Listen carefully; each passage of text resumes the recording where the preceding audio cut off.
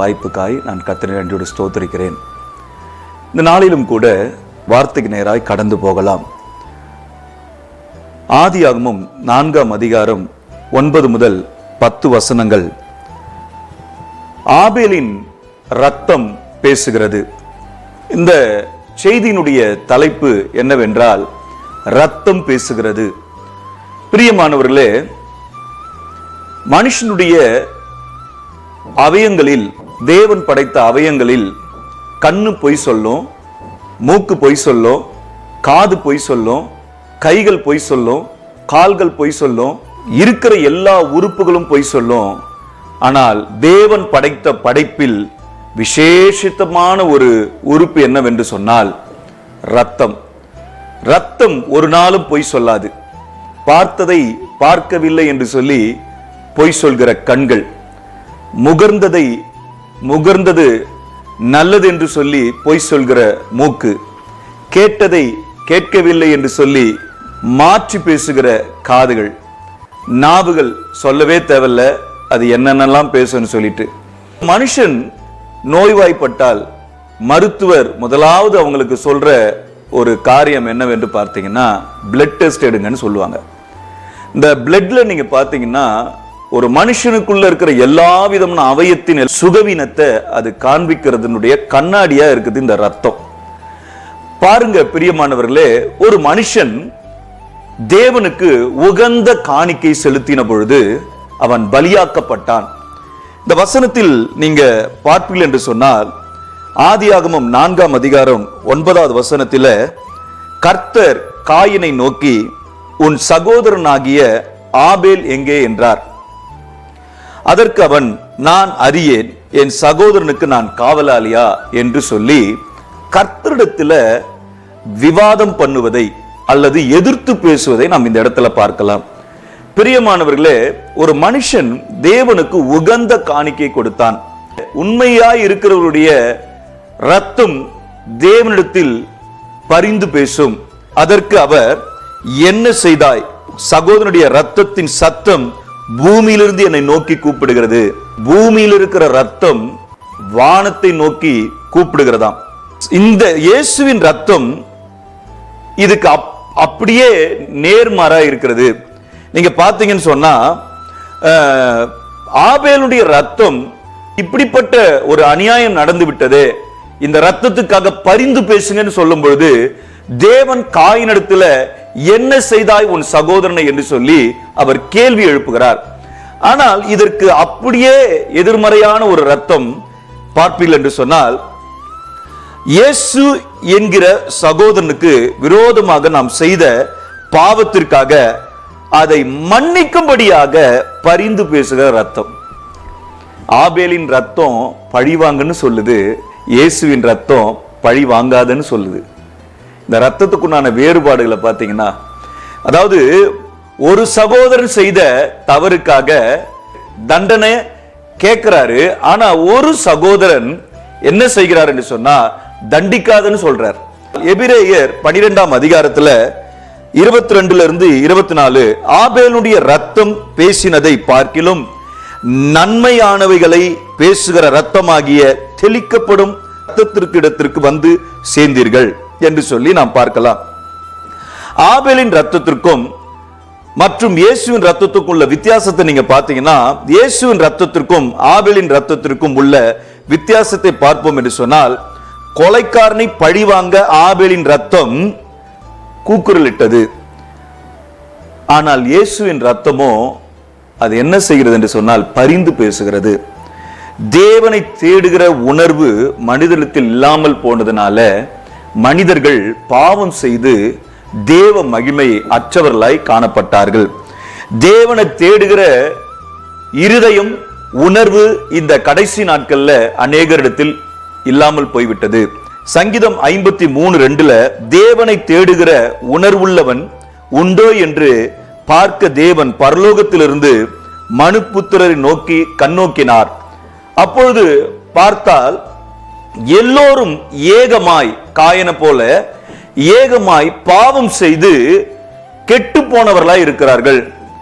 பாவம் செய்த பிறகு காயினுடைய வார்த்தையினுடைய தன்மையை நீங்க பாத்தீங்கன்னா ரொம்ப திமிரா பேசுவதை நம்ம பார்க்கிறோம்.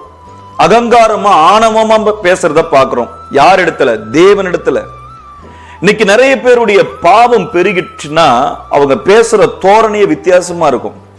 சில காரியங்களை துணிகரமா பண்ணிட்டா அவங்க கிட்ட நீங்க போய் கேட்டீங்கன்னா அவங்க எப்படி பேசுவாங்கன்னா, எதிர்த்து பேசி மடங்கடிக்கிறவர்களை போல பேசுவாங்க.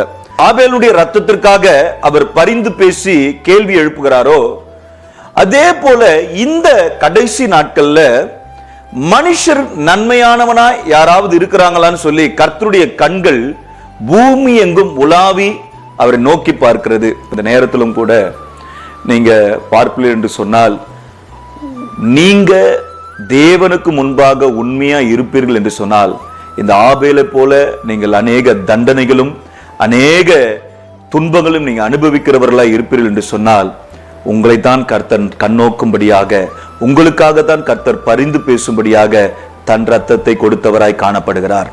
எடுத்து நாம் படிப்போம் என்று சொன்னால், சங்கீதம் 53:3 நீங்க பார்ப்பீர்கள் என்று சொன்னால், அவர்கள் எல்லோரும் வழி விலகி ஏகமாய் கெட்டு போனார்கள். காயனை போல இன்னைக்கு நிறைய பேர் வழி விலகி கெட்டு போனவர்களாய் காணப்பட்டு கொண்டிருக்கிறார்கள். நீங்கள் அப்படி அல்ல. கர்த்தர் உங்களை எப்படி அவர் தெரிந்திருக்கிறார் என்று சொன்னால், நன்மையானவர்கள், உண்மை உள்ளவர்கள் என்று சொல்லி கர்த்தர் உங்களை தெரிந்தெடுத்திருக்கிறார். பிரியமானவர்களே, அந்த வார்த்தை சொல்லுகிறது, ஒருவனும் நன்மை செய்கிற ஒருவனும் பூமியில இல்லை என்பதை அவர் பார்க்கிறார். நன்மை இல்லை என்பதை அறிந்து கொண்ட இயேசு மனிதர்களை நல்லவர்களாக மாற்றும்படியாக அவர் என்ன செய்கிறார் என்று சொன்னால், அதனால தான் தன்னுடைய ரத்தம் மனிதனுக்கு தேவைப்படுகிறது என்பதை அறிந்திருக்கிறார். மனுஷனுக்கு தன்னுடைய ரத்தம் போனா, இன்னைக்கு நிறைய பேர் இந்த ஹாஸ்பிட்டல்ல நீங்க இருக்கிறத பாப்பீங்க. இந்த ஹாஸ்பிட்டல்ல நீங்க பாத்தீங்கன்னா ரத்தம் தேவைப்படுதுன்னு சொல்லுவாங்க. அந்த ரத்தம் என்னன்னா பிழைக்க வைக்கிறதுக்காக, பிழைக்கும்படியாக. அப்போ ஏ பாசிட்டிவ், பி பாசிட்டிவ் அப்படின்னு சொல்லி நிறைய வெரைட்டி ரத்தங்கள் இருக்குது. அப்போ இயேசுவின் ரத்தம் எல்லா மனுஷனுக்கும் பொருந்துறதா இருக்குது. சில ஏ நெகட்டிவ்னா ஏ நெகட்டிவ் தான் பொருந்தும், பி பாசிட்டிவ்னா பி பாசிட்டிவ் தான் பொருந்தும். ஆனா பாருங்க, ஆண்டவருடைய ரத்தம் மாத்திரம்தான் கெட்டு போனவங்களுக்கும் சரி நல்லவர்களுக்கும் சரி எல்லாருக்கும் பொதுவான ரத்தம், இயேசுவின் ரத்தம். அதனாலதான் ஆண்டவர் சொல்றார், மனுஷனுக்கு தன் ரத்தம் தேவைப்படுகிறது என்பதை அறிந்தார். ஒரு ஹாஸ்பிட்டல்ல ஒரு பலவீனமான ஒரு சகோதரர் நமக்கு தெரிஞ்சவங்க இருப்பாங்க என்று சொன்னா, ரத்தம் தேவைப்படுதுன்னா நமக்கு தகவல் வரும். அந்த தகவலை வைத்து நம்ம என்ன பண்ணுவோம்னா, அவர்களுக்கு நாம் போய் தேவையான ரத்தத்தை நம்ம கொடுப்போம், அந்த ரத்தத்துக்கு பொருத்தமா இருந்தா. அதனாலதான் அவர் சொல்றார், கொலைசேரில் நீங்க படிச்சீங்கன்னா 1:14, அவருக்குள் அவருடைய ரத்தத்தினாலே பாவ மன்னிப்பு ஆகிய மீட்பு நமக்கு உண்டாயிருக்கிறது. நல்லா கவனிங்க, ஒரு மனுஷனுக்கு மீட்பும் ரட்சிப்பும் வர வேண்டும் என்று சொன்னால் இயேசுவின் ரத்தம் தேவைப்படுகிறது. எந்த மனுஷனுடைய உடலில் இயேசுவின் ரத்தம் பொருத்தப்படுகிறதோ அவன் உண்மை உள்ளவனாய் மாற்றப்படுவான், அவன் பரிசுத்தமாக்கப்படுவான். அவனுடைய உணர்வுகள், அவனுடைய சிந்தைகள், அவனுடைய ஆவி, அவனுடைய ஆத்துமாக்கள் பரிசுத்தமாக்கப்படும். அதனாலதான் அவர் சொல்றாரு, அவருக்குள் அவருடைய ரத்தத்தினாலே பாவ மன்னிப்பு, தன்னுடைய ரத்தத்தை கொடுத்து மனுஷனை மீட்டெடுத்திருக்கிறார். ஏதோ பொருளை கொடுத்தோ, ஏதோ பொண்ணை கொடுத்தோ, இந்த உலகத்தினுடைய பெரிய சம்பத்தை கொடுத்து கர்த்தர் நம்மளை வாங்கவில்லை, தன்னுடைய சொந்த ரத்தத்தை கொடுத்து நம் தேவன் நம்மை வாங்கியிருக்கிறார். எபேசியர் 1:7, அவருடைய கிருபையின் ஐஸ்வரியத்தின்படியே இவருடைய ரத்தத்தினாலே பாவ மன்னிப்பு ஆகிய மீட்பு, அவருடைய கிருபையின் ஐஸ்வரியத்தின்படியே இவருடைய ரத்தத்தினாலே பாவ மன்னிப்பாகிய மீட்பு நமக்குள் உண்டாயிருக்கிறது. இவருக்குள் இருக்கிறதுனால அது நமக்குள் உண்டாயிருக்கிறது. பிரியமானவர்களே, இன்னைக்கு தான் செஞ்ச பாவத்துக்கும் தான் பண்ண மீறுதலுக்கும் மனுஷர்கள் என்ன செய்யறாங்கன்னா, ஒரு ரத்தத்தை பலியிட்டு தன் பாவங்களை நிவர்த்தி செய்கிறவர்களாய் காணப்படுகிறார்கள். எபிரேயர் 10:4 சொல்லப்படுகிற வார்த்தை, அல்லாமலும் காளை, வெள்ளாட்டுக்கடா இவைகளுடைய ரத்தம் பாவங்களை நிவர்த்தி செய்ய மாட்டாதே. இன்னைக்கு நிறைய நேரங்கள்ல நம்ம செஞ்ச பாவத்துக்கு பரிகாரம் தேடி ஆட்டு ரத்தம், மாட்டு ரத்தம் சொல்லி உயிர் இனங்களினுடைய ரத்தத்தை அவர்கள் என்ன பண்றாங்கன்னா பலியாக செலுத்துகிறார்கள். அதனால ஒரு மனுஷனுடைய பாவம் அது மன்னிக்கப்பட மாட்டாதே. அதனாலதான் இயேசுவின் ரத்தம் நமக்கு கொடுக்கப்படுகிறது. இந்த இயேசுவின் ரத்தம் எதற்காக என்று சொன்னால், மனுஷன் வாழ வேண்டும் என்று சொல்லி தன்னுடைய சொந்த ரத்தத்தை அவர் கொடுத்தார். அல்லேலூயா. இந்த நாளிலும் கூட இந்த வசனம் இப்படியாய் சொல்கிறது, இயேசு 5 இடங்களில அவர் ரத்தத்தை சிந்தினார். அது எந்தெந்த முறையிலன்னு பாத்தீங்கன்னா, இயேசு கிறிஸ்து பாடுபடும் பொழுது 5 சமயங்களில் ரத்தம் சிந்தினார் என்பதை 4 சுவிசேஷங்களில் இருந்து நாம் அறியலாம். ஒன்று, கெத்செமனே தோட்டத்தில் மிகுந்த வியாகுலத்தோடு போராடி ஜெபிக்கும் பொழுது அவர் வேர்வை ரத்தத்தின் பெருந்துளையாய் விழுந்தது. அவர் ஜெபிக்கிற பொழுது வேர்வை ரத்தமா வெளிப்பட்டுச்சாம். அப்ப எவ்வளவு வியாகுலப்பட்டிருப்பார் அவர். முள்முடி சூட்டப்பட்டு கோலினால் அவர் சிரசில் அடிக்கப்பட்ட பொழுது, முள்முடி வைக்கும் பொழுது ரத்தம் அது வழிந்ததாய் காணப்படுகிறது. அதே போல 3ஆம் காரியம், வாரினால் அடிக்கும் பொழுது அவருடைய சரீரத்திலிருந்து ரத்தங்கள் அது வெளியேறுகிறது. அதே போல சிலுவையில் அவரது கைகளிலும் கால்களிலும் ஆணிகளால் அதை செலுத்தும் பொழுது ரத்தம் பீரிட்டு வெளியே வந்தது. சேவகர்கள் அவருடைய விழாவில் ஈட்டியை வச்சு கொத்தும் பொழுது இந்த ரத்தம் பீரிட்டு வெளியே வந்தது.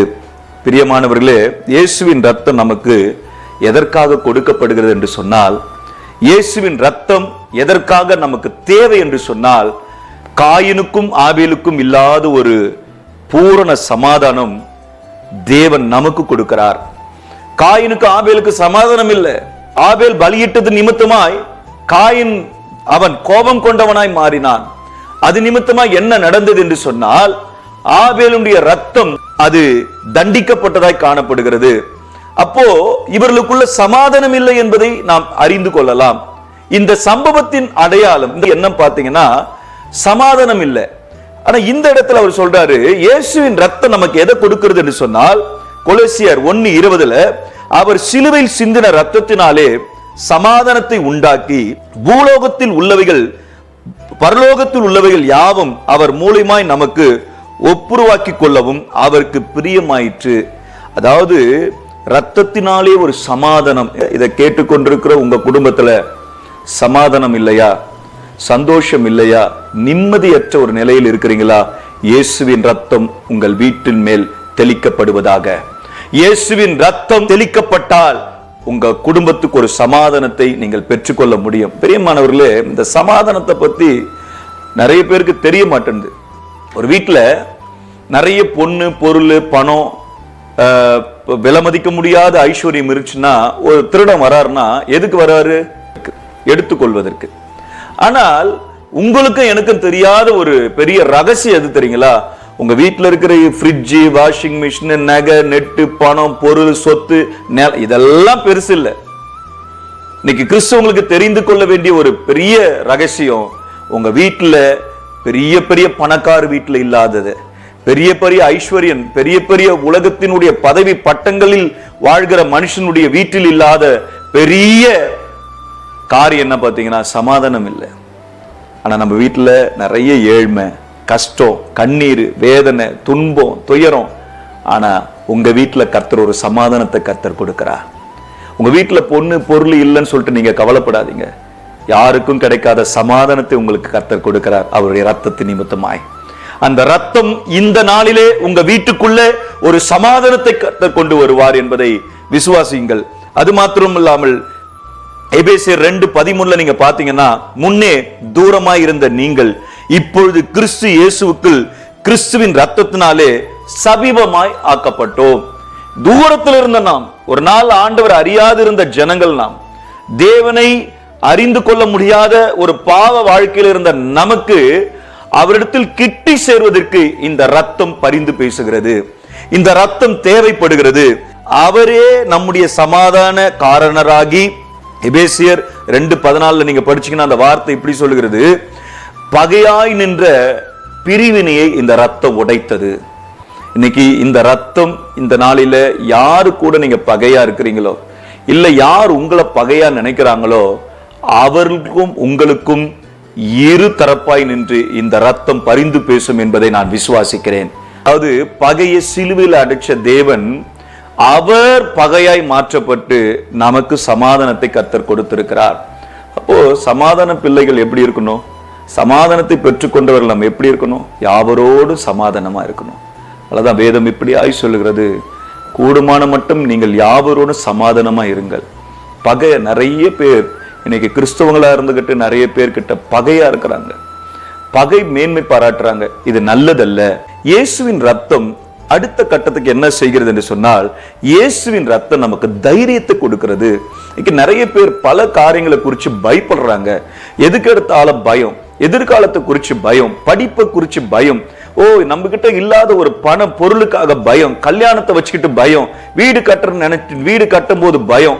இதெல்லாம் மாற்றக்கூடிய தைரியத்தை கொடுக்கிற பெரிய பொக்கிஷம், பெரிய பலன் எதுன்னு பாத்தீங்கன்னா கர்த்தருடைய ரத்தம். எபிரேயர் 10:19 ஆகையால் சகோதரரே, நாம் பரிசுத்த ஸ்தலத்தில் பிரவேசிப்பதற்கு இயேசுவானவர் தமது மாம்சமாகிய திரையின் வழியாக புதிதும் ஜீவனுமான மார்க்கத்தை நமக்கு உண்டு பண்ணினபடியினால் அந்த மார்க்கத்தின் வழியாய் பிரவேசிப்பதற்கு அவருடைய ரத்தத்தினாலே நமக்கு தைரியம் உண்டாயிருக்கிறது.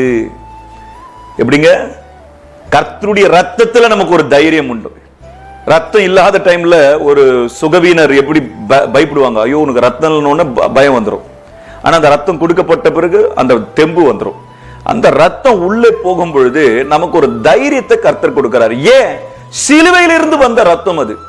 சும்மா சாதாரண மனுஷ ரத்தம் கிடையாது. அது எல்லாவற்றுக்கும் பொதுவான ரத்தம், எல்லாவற்றுக்கும் பொருந்துற ரத்தம் அது. அதனாலதான் அவர் சொல்றாரு, அந்த மார்க்கத்தின் வழியாய் பிரவேசிப்பதற்கு அவருடைய ரத்தத்தினாலே நமக்கு தைரியத்தை உண்டு பண்ணியிருக்கிறார். அது மாத்திரமல்ல பிரியமானவர்களே, இந்த ரத்தம் நமக்கு என்ன செய்கிறது என்று சொன்னால், அடுத்த கட்டமாக ஃபர்ஸ்ட் சமாதானம், இரண்டாவது தைரியம், மூன்றாவது பரிசுத்தப்படுத்துகிறது. எந்த மனுஷனுக்குள்ள தேவனுடைய ரத்தம் ஊற்றப்பட்டிருக்கிறதோ அந்த மனுஷனுக்கு இப்படிப்பட்ட ஒரு பரிசுத்தத்தை கர்த்தர் தருகிறவராய் காணப்படுகிறார். எடுத்து நாம் படிப்போம் என்று சொன்னால் எபிரேயர் 13:12 அந்தபடியே இயேசுவும் தம்முடைய சொந்த ரத்தத்தினாலே ஜனத்தை பரிசுத்தம் செய்யும்படியாக நரக வாசலுக்கு புறம்பே பாடுபட்டார். அல்ல, எப்படிங்க? நம்மளை பரிசுத்தப்படுத்துகிற ரத்தம் அது, நமக்காய் பரிந்து பேசுகிற ரத்தம் அது. இப்பொழுது இந்த ரத்தம் என்ன காரியத்தை செய்கிறது என்று சொன்னால், பரிசுத்தப்படுத்துகிறது. நம்ம இந்த ரத்தம் கெட்டு போன ரத்தம் இல்ல, இது பரிசுத்தமான ரத்தம். நான் பரிசுத்தரா இருக்கிறது போல நீங்களும் பரிசுத்தமா இருப்பீங்க. ஏன்னு சொன்னா அந்த ரத்தத்துல எந்த ரிப்போர்ட் இருக்குதோ அதுதான் நமக்கு ரிப்போர்ட். அந்த ரத்தத்துல, அந்த ரத்தத்தின் பெயர் பரிசுத்த ரத்தம். அதை வாங்கின நமக்கும் சாட்சியாய் வைக்கிறார். அது மாத்திரமல்ல பிரியமானவர்களே, நீங்க எடுத்து படிப்பீர்கள் என்று சொன்னால் 1 பேதுரு 1:14 நீங்கள் முன்னமே உங்கள் அறியாமையினாலே கொண்டிருந்த இச்சைகளின்படியே இனி நடவாமல் கீழ்ப்படுகிற பிள்ளைகளா இருந்து சுத்தமாக்கப்பட்ட நம்முடைய வாழ்க்கை எப்படி இருக்கும்னா பிரியமானவர்களே, முன்னே நம்ம எப்படி இருந்தானா அறியாமல பாவங்களை செஞ்சோம், தேவனுக்கு துரோகம் செஞ்சோம், ரட்சிக்கப்படாம இருந்தோம், வசனம் தெரியாம இருந்தோம், நியாயம் நீதி தெரியாம இருந்தோம். இன்றைக்கு தேவன் நம்மை சமாதானத்தை கர்த்தர் கொடுத்து, நமக்கு ஒரு நல்ல ஒரு தைரியத்தை கர்த்தர் கொடுத்து, அது மாத்திரம் இல்லாமல் கர்த்தர் நம்மளை பரிசுத்தமாக்கப்பட்ட நாம் எப்படி ஜீவிக்கணும்னு சொன்னா, அவருக்கு முன்பாக கீழ்ப்படிந்த பிள்ளைகளா நாம் காணப்படணும். இந்த ரத்தம் நமக்கு கீழ்ப்படிந்து வாழக்கூடிய பலத்தை தருகிறது. நீங்க எடுத்து நீங்க படிப்பீர்கள் என்று சொன்னா 1 பேதுரு அதிலேயே 1:15 அழைத்தவர் பரிசுத்தமாய் இருக்கிறது போல நீங்களும் உங்கள் நடவடிக்கை எல்லாவற்றிலும் பரிசுத்தராய் இருங்கள். நான் பரிசுத்தர் ஆகையால் நீங்களும் பரிசுத்தராய் இருங்கள் என்று எழுதியிருக்கிறதே. எழுதும்பொழுது அவர் எப்படியா பேசுறார்? பரிசுத்தமாய் இருக்கிறதே என்பதை நமக்கு சுட்டிக்காட்ட விரும்புகிறார். அவர் ஒளியா இருக்கிறது போல நாமும் ஒளியில் நடந்தால், அவர் ஒளியில் இருக்கிறது போல நாமும் ஒளியில் நடந்தால் ஒருவரோடு ஒருவர் ஐக்கியப்பட்டிருப்போம். ஏன் இன்னைக்கு காயனுக்கும் ஆபேலுக்கும் இப்படிப்பட்ட ஒரு பகை காணப்பட்டுச்சுன்னு சொன்னா, ஆபேல் ஒளியினிடத்தில் இருந்தான், காயனோ அவன் இருளான இடத்தில் இருந்தான். இந்த ஒளிய இருள் எப்பவுமே பிடிக்கவே பிடிக்காது. அதனாலதான் அவர் ஒளியா இருக்கிறது போல நாமும் ஒளியிலே நடந்தால் ஒருவரோடு ஒருவர் ஐக்கியப்பட்டிருப்போம். அவருடைய குமாரனாகிய கிறிஸ்துவின் ரத்தம் சகல பாவங்களை நீக்கி நம்மளை சுத்திகரிக்கும். இந்த ரத்தம் நமக்கு ஒரு ஐக்கியத்தை உண்டு பண்ணுகிறதாய் காணப்படுகிறது. பரிசுத்த ரத்தம் நம்ம மாதந்தோறும் சபையில நீங்க பாத்தீங்கன்னா பந்தி நம்ம இருக்கிறோம், பரிசுத்த பந்தி, ராபோஜன பந்தி. இன்னைக்கு நிறைய பேர், நான் இப்படி சொல்லுவேன், இந்த செய்தியின் வாயிலாக பிரியமானவர்களே உங்களை பார்த்து நான் இப்படி சொல்லுவேன், பலவிதமான வியாதி பலவீனங்கள் இவைகள் வரும்பொழுது இந்த ராபோஜனத்துல கலந்து கொண்ட எத்தனையோ பேர் கர்த்தருடைய அப்பமாகிய சரீரத்தையும் திராட்சரசமாகிய இரத்தத்தையும் அவர்கள் அதை உட்கொள்ளும் பொழுது, அதில் பங்கு கொள்ளும் பொழுது அநேகருடைய வியாதிகள் குணப்பட்டிருப்பது என்பதை அநேக சாட்சிகள் நமக்கு முன்பாக இருக்கிறது. பிரியமானவர்களே, அதனாலதான் வேதம் இப்படியாய் சொல்லுகிறது, என் மாம்சத்தையும் புசித்து என் ரத்தத்தை பானம் பண்ணுகிறவனுக்கு நித்திய ஜீவன் உண்டு, நான் அவனை கடைசி நாளில் எழுப்புவேன். எந்த மனுஷனுக்குள்ள கர்த்தருடைய ரத்தம் உள்ளே இருக்கிறதோ அந்த மனுஷனை கர்த்தர் கடைசி நாட்களில் எழுப்புகிறவராய் காணப்படுவார். ஜனங்களே, நாளிலும் கூட ஆபேலுடைய ரத்தம் பரிந்து பேசல.